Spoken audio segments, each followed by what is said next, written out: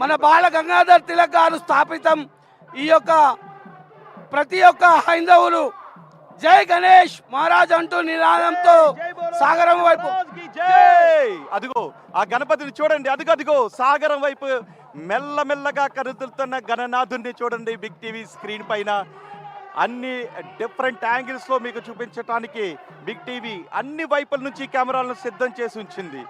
అదిగో ఒక్కసారి అక్కడ కాసేపు ఆపారు. ఎందుకు అంటే వినాయకుడు గంగమ్మ ఒడ్లోకి వెళ్ళిపోతూ ఉన్నప్పుడు చిన్నపిల్లల్ని అటువైపు ఉన్న తల్లులు చిన్నపిల్లల్ని ఎత్తుకుని అదుగో చూడు అంటూ ఉంటే ఆ చిన్నారులు సైతం జై బోలో గణపతి మహారాజ్కి జై అంటూ ఉన్నారు. గణపతి ఎప్పుడూ మనల్ని ఆశీర్వదిస్తూనే ఉంటాడు. గణనాథుడు లోక కళ్యాణం కోసం ఇందుగలడు అందులేడు అనే సందేహము వలదు. ఎందెందు చూసినను గణపతి అందందుగలడు.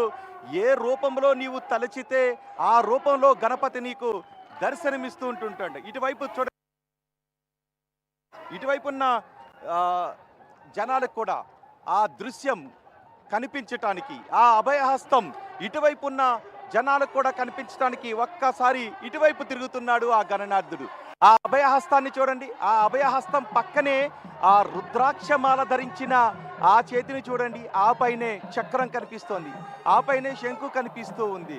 శంకు చక్రాలు కూడా తన చేతిలో కలిగినటువంటి ఆయుధాలు కలిగినటువంటి, ఒక పక్కన వేదాలు కలిగినటువంటి, ఒక పక్కన మహాప్రసాదాన్ని ఇంకొక చేతిలో ఉన్నటువంటి ఆ వినాయకుడు, 3 ముఖాలు కలిగినటువంటి ఆ వినాయకుడు, విశాలమైనటువంటి చెవులతో భక్తుల ఏ మూల ఉన్నా, ఏ చివర నుంచి పిలిచినా, ఈ భూమండలంలో ఏ చివర నుంచి పిలిచినా ఆ చెవులతో నేను వినటానికి, నేను విశ్వంలో ఎక్కడున్నా మీ మొర నేను వింటాను అన్నట్టు ఆ చెవులు మనకి కనిపిస్తూ ఉన్నాయి.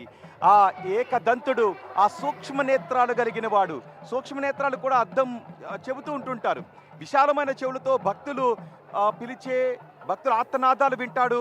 సూక్ష్మమైన నేత్రాలతో అతి సూక్ష్మాన్ని కూడా ఆయన చూడగలుగుతూ ఉంటుంటాడు అని ఆ గజ రూపంలో మనకి కనిపిస్తున్నటువంటి వినాయకుడు అలా సాగర తీరం వైపుకి వెళుతూ ఉన్నాడు. ఆ మొలక చూసారా, ఆ బొజ్జకి ఉన్నటువంటి నాగులు కూడా మనకి కనిపిస్తూ ఉన్నాయి. వినాయకుడికి ఇష్టమైనది ఏంటి?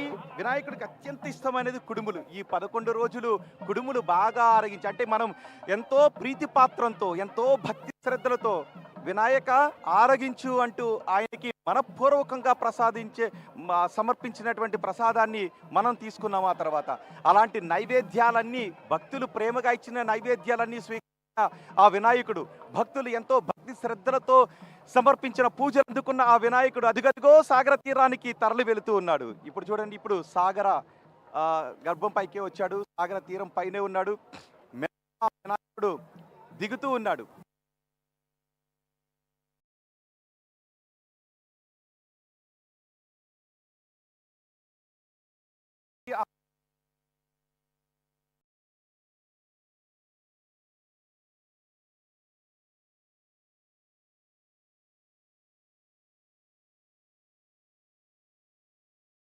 మాదిరిగా కాకుండా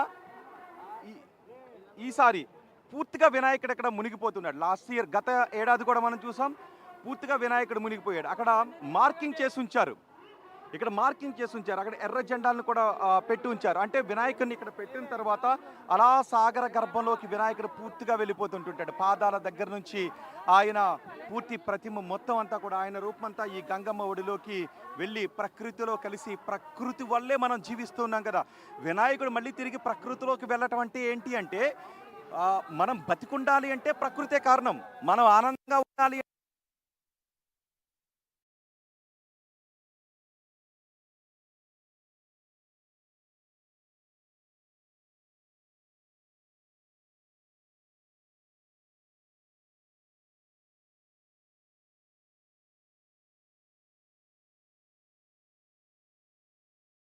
వెళుతూ ఉన్నాడు. చూడండి ఒకసారి, అదిగో ఇంకొంచెం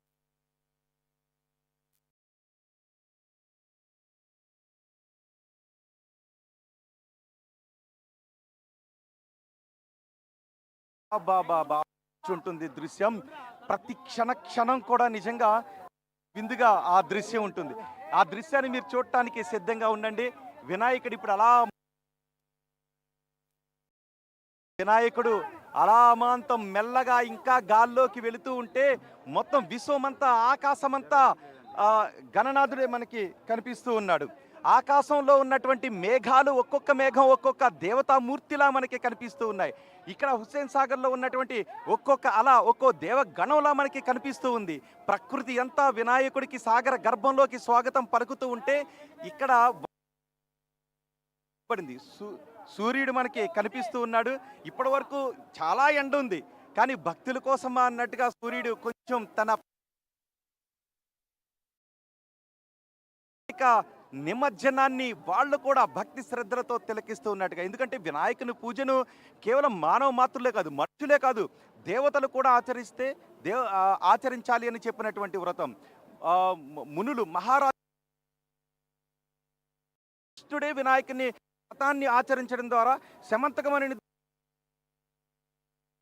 అంటే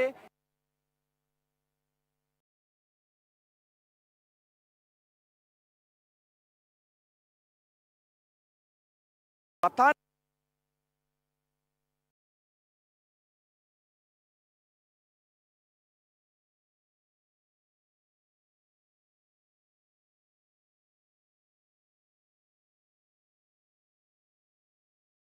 శ్రీకృష్ణుడు సమంతకమని కథ మనకు గుర్తుంటుంది.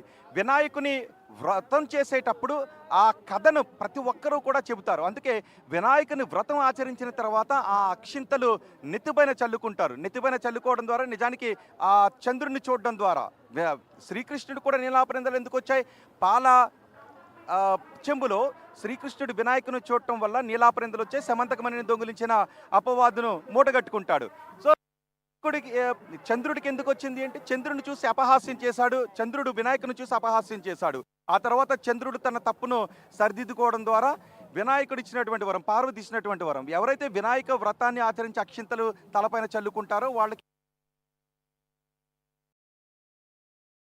నాడు పూజ చేసి అక్షింతలను తలపై చల్లుకొని నిత్యం ఈ 11 రోజుల పాటు వివిధ మండపాల దగ్గర ఇంట్లో ఉన్నటువంటి పూజా గదిలోను వినాయకుడిని రోజు పూజించి ఈరోజు మహా నిమజ్జనాలకి తీసుకొచ్చారు. కొంతమంది 5 రోజులకి 7 రోజులకి నిమజ్జనాలు చేస్తూ ఉంటుంటారు. అలా నిమజ్జనాలు పూర్తవుతూనే ఉన్నాయి. వినాయక చవితి అయిన తర్వాత 3వ రోజున, 5వ రోజున, 7వ రోజున, 9వ రోజున, ఇప్పుడు 11వ రోజున నిమజ్జనాలు కొనసాగుతూ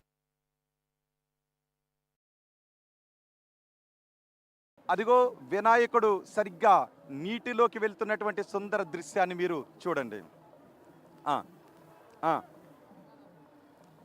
ఏ పైకి